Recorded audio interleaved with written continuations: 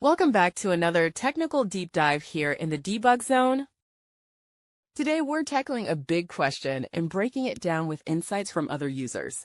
Hopefully this clears up some misconceptions and helps you get the answer you need. So buckle up, stay a little curious, and let's jump right in.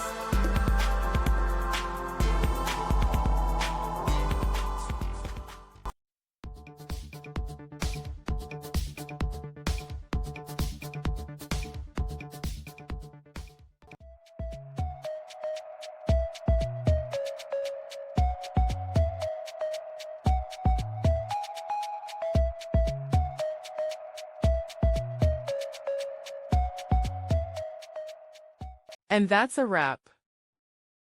I hope you found the answer you were looking for. If you did, take a second to hit that subscribe button. It really helps out. And let me know in the comments which solution worked best for you. See you next time in the debug zone.